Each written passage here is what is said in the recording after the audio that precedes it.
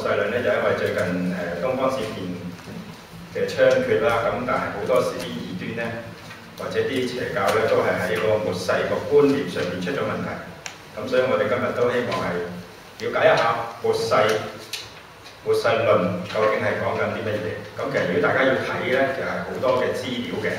咁但係喺度咧，我先做一個聲明咧，就係我自己嘅基本嗰個嘅立場咧，我就係栽前千派嘅啊。咁你可能唔知我講緊乜，咁一陣講完你就會知我講緊乜。而家咧就你先聽完先啊。咁咧就我哋先嚟祈禱。基本上啊，感謝你，你俾我哋有你嘅話語，使到我哋知道你嘅心意係如何。主啊，以你俾我哋有從你而嚟嘅亮光，使到我哋能夠明白你話語所講嘅一切。特別今日我哋要睇一啲係比較難明白嘅你嘅話語，以主你嘅靈都與我哋同在。雖然我哋難免要用一啲靈意嘅去解一啲嘅經文，但願與你嘅靈都親自與我哋同在。唔係我哋用我哋自己嘅感性，或者我哋自以為是嘅理性去睇呢啲嘅經文，但係要懇求聖靈親自嘅引導帶領我哋。就如你都潔淨而家喺度講嘢嘅嗰一個，使佢能夠成為一個流通嘅管子，唔係要講自己所識，唔係要講自己所知，但係要講神你對於恩門堂弟兄姊妹要講嘅説話。如果我能夠成為流通嘅管子，將你話語帶到當中，使到呢個講嘅同坐喺度聽嘅都同得一定，同得益處。我哋將以下時間仰望交託，同埋我主耶穌基督得勝名字而求。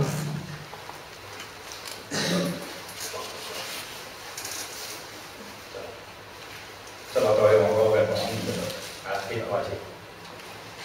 乜嘢係叫末世論咧？咁就好多嘅，或者咩叫末世有好多嘅唔同嘅見解嘅。咁但係普遍嚟講都會贊成咧，就係當耶穌第一次降臨之後開始，直至到耶穌第二次翻嚟為止，呢段時間咧就叫末世啦。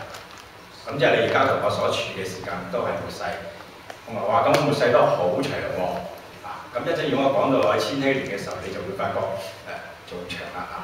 咁所以一般嚟講就係呢個時間係叫末世嘅時代，就耶穌基督降生釘十字架，跟住復活升天之後，咁呢個就已經係末世嘅時間。咁末世嘅時候咧，會有啲咩事發生咧？咁原來講啦。末世嘅時候咧，就會發現咧，就係話咧，離道日真難遇。我今日唔會同大家睇晒所有嘅經文嘅。因為實在冇時間睇咁多經文，同埋如果你講末世論咧，啲經文就真係多到你煩。咁所以咧，我就唔會同你大家要睇嘅。如果大家有興趣，我陣會介紹一啲嘅，即係攞到資料嘅地方啊，俾你。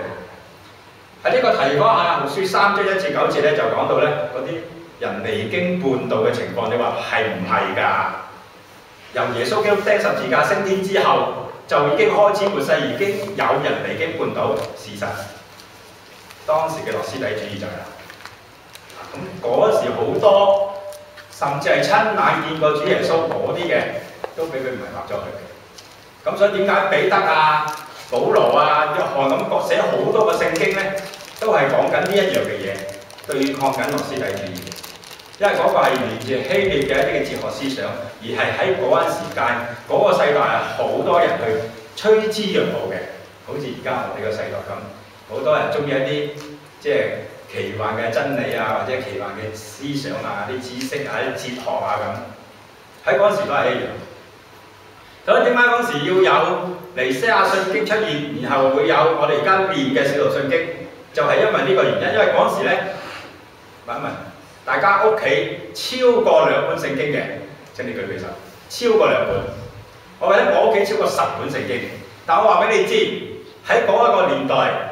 人夠有聖經嘅一個城市唔會超過10個人，點解啊？因為嗰陣時嘅聖經咧係羊皮卷或者係蒲草紙，係好昂貴嘅一件事。仲有你有本聖經都冇用，點解啊？因為咧，如果係舊約咧係希伯來文嘅，新約咧佢係希臘文或者亞蘭文嘅。就算係70士譯本，全部都係希臘文。OK， 你話嗰陣時都用緊希臘文，以色列就係用緊亞蘭文。OK， 咁後來都去到第1、2世紀等去到羅馬嘅時候咧，佢哋開始變咧用呢個拉丁文。